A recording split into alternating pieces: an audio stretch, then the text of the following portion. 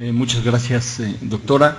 Lo primero, bueno, muy buenas noches, muchas gracias por la invitación a la Academia Mexicana de Cirugía, a la Fundación Mexicana de la Salud. Y una disculpa, como ya comentó, una disculpa del doctor Germán Fajardo, subsecretario de Integración y Desarrollo, que tenía mucho interés en estar personalmente él aquí esta noche y que por razones de agenda y de último momento con el secretario de Salud tuvo que estar fuera de la ciudad y por ello no pudo estar por acá. Pero en su lugar me permitiré de manera muy breve poder dar la presentación que él había preparado. Básicamente son 4 puntos que comentaríamos. Uno, para poner el contexto de acceso muy brevemente, mencionar algunas barreras que se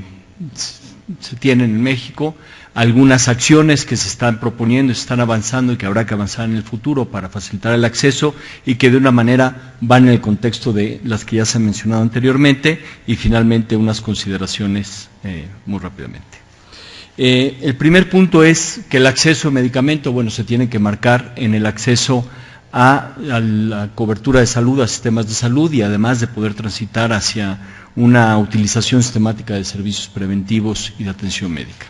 Aquí, en ese sentido, hay grandes retos desde el punto de vista a nivel mundial, como se ha comentado en el último reporte de financiamiento, del reporte de la Organización Mundial de la Salud.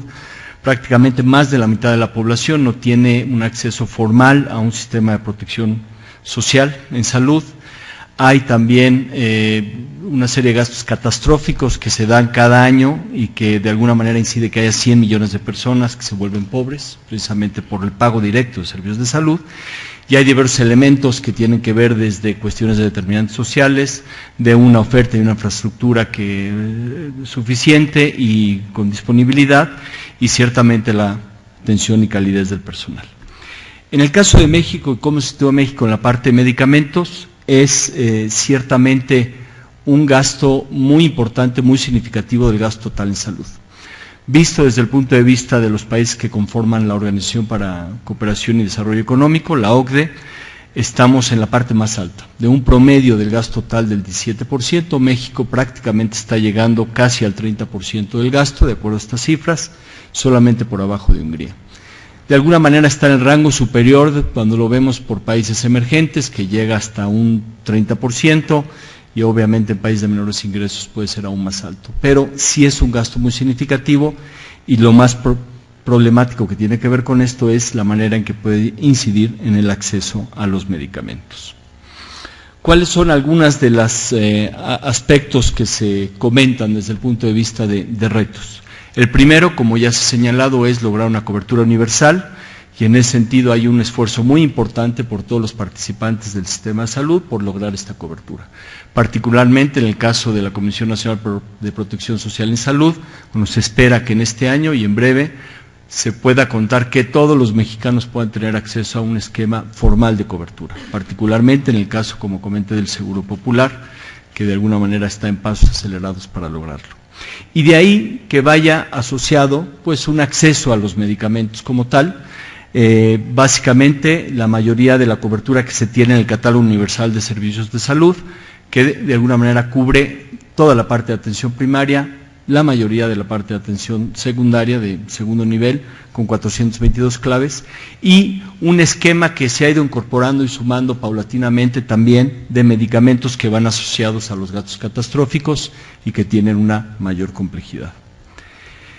Desde el punto de vista de otro reto importante y otra barrera, pues tiene que ver sobre todo con lo que es el gasto en bolsillo en medicamentos. México es una participación importante. De por sí el gasto privado, aunque ha venido disminuyendo como parte o como proporción del gasto total en salud, todavía es poco menos que el 50%, y lo que vemos es que el gasto en medicamentos es lo que más representa, o es el ramo que más representa dentro del gasto que hacen los particulares, que hacen las familias. Está aproximadamente, de acuerdo al análisis de la última encuesta de ingreso-gasto, que salió con datos al 2010, que es poco más del 30%, se ve de cualquier manera, y aunque no es estrictamente comparable, una disminución significativa con lo que se tenía en 2008, pero aún así todavía es bastante relevante. Y de ahí la importancia de ver esquemas de acceso a medicamentos y esquemas de financiamiento público también, y de acceso a los medicamentos y la disponibilidad que se tenga. Dos aspectos adicionales que no entraremos a detalle, pero básicamente es complejo, digamos, todo lo que tiene que ver con la cadena de abasto y distribución. Y aquí sobre todo lo quiero poner en el contexto de que en las entidades federativas, sobre todo lo que vemos es una gran heterogeneidad desde el punto de vista de la efectividad que puede tener el acceso a los medicamentos, visto desde el presupuesto que se le asigna, la licitación, la compra, el almacenamiento y el abasto oportuno que se tiene. Hay una gran variabilidad y que puede haber puntos y áreas de oportunidad que difieren de unas entidades a otras y que hay que ir trabajando y que habrá que homologando en cuanto a las mejores prácticas. Y finalmente, en cuanto a barrera, y también, como se ha comentado, es complejo también la cantidad de actores que se tienen y que inciden en todo lo que tiene que ver con el abasto, con el acceso y además con la innovación. De acuerdo a un reporte reciente de la OPS también, que tiene que ver con el acceso a medicamentos y propiedad intelectual, de alguna manera pues se ve que hay muchísimos actores y que muchas veces tienen que tener, y es entendible que se tengan puntos de vista diferentes, que además tenemos que de alguna manera llevar a buen término para tener el final, digamos, la parte final que queremos, que es el impacto en la salud de los mexicanos.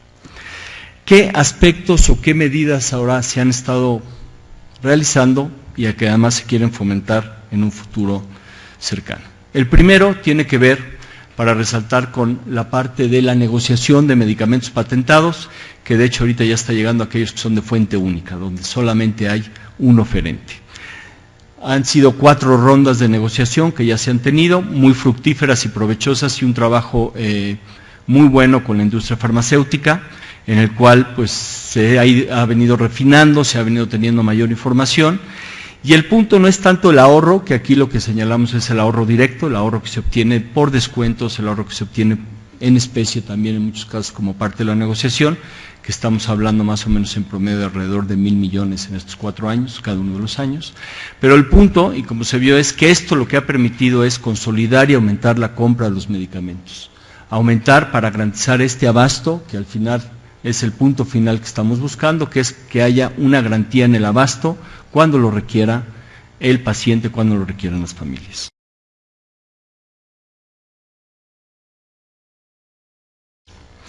Un segundo aspecto tiene que ver con tener mejor y mayor información y de manera estructurada. Aquí y otra vez quizá me voy desde el punto de vista de la óptica, como lo vemos particularmente con las entidades federativas y con los servicios y las secretarías de salud estatales. Pero ha sido muy importante el tratar de ir generando, y ahorita tenemos un muy buen avance, información que de manera sistemática, de manera muy estructurada y con la participación de todas las entidades y las demás instituciones, podamos contar con información que les permita compararse desde el punto de vista de mínimos, medios, máximos en cada uno de los medicamentos que están adquiriendo, con objeto de que puedan tener elementos para facilitar una mejor adquisición.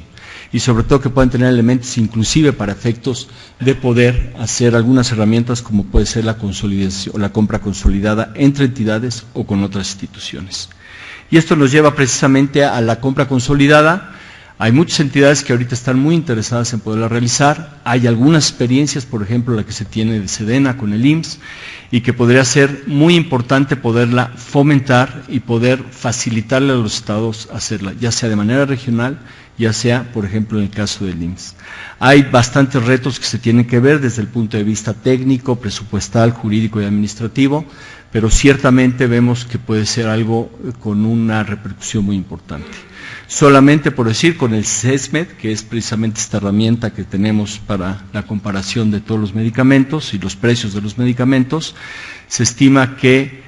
con el precio que ha adquirido el IMSS recientemente se podrían tener un ahorro promedio de aproximadamente el 23%, lo cual nuevamente no es el ahorro como un fin en sí mismo, pero es el ahorro con la oportunidad que genera para adquirir y garantizar el abasto oportuno de medicamentos. No entraré aquí en detalles, pero ciertamente la liberación de los genéricos, como ya lo comentó el comisionado Arriola, ha sido fundamental, y el impacto que se ha tenido en estas 14 sustancias que se han derivado en 109 registros tiene un impacto nuevamente muy importante, precisamente en este gasto de bolsillo que ha sido de una de las barreras principales que hemos venido observando. Y finalmente, Hay un programa piloto de mejora de abasto que básicamente lo que se quiere y lo que ha impulsado mucho y está impulsando de manera muy importante el secretario Chertoriski es poder dejar, al menos ya en 4 entidades federativas, donde se está piloteando este esquema, poder garantizar para todos los medicamentos que forman el núcleo básico, que son aquellos asociados al cauces, que se pueda garantizar el abasto cuando lo requiera el paciente. Y así lo que se está haciendo es que en dado caso que la farmacia pública no tenga el medicamento, estaría expidiendo una receta asociada para la entrega complementaria de medicamentos, la cual se estaría canjeando en una farmacia privada y se haría el cobro, digamos, directamente al Seguro Popular, que haría el esquema correspondiente con la entidad federativa también. Con esto esperamos incrementar sustancialmente en un periodo relativamente corto los porcentajes de abasto eficaz, oportuno, en tiempo, en todas las entidades federativas, en niveles prácticamente del 100%. De manera final, entonces, un poco lo que estamos buscando en estos elementos para dar un acceso efectivo para los medicamentos es, por un lado, tener un financiamiento público eficiente y sustentable, que mucho tiene que ver con tener la evidencia, digamos, en los medicamentos que se tienen que estar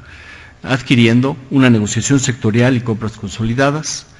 el poder contar con más y mejor información para todas las instituciones dentro del sector salud, médicos, pacientes y organizaciones, y aquí sobre todo poder continuar con esta estructuración o esta consolidación de información estructurada y coordinada, en el cual se pueden ver de manera muy fácil, muy clara todas las alternativas. Una política pública que fomente un mercado farmacéutico innovador también y competitivo. Por un lado,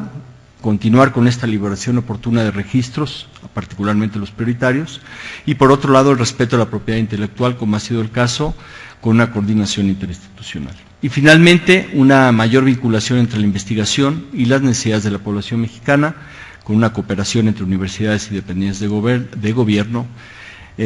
con objeto de estar a la punta, como ya se ha comentado anteriormente, en lo que es en materia de innovación en la región de las Américas. Y esta sería la presentación. Muchas gracias.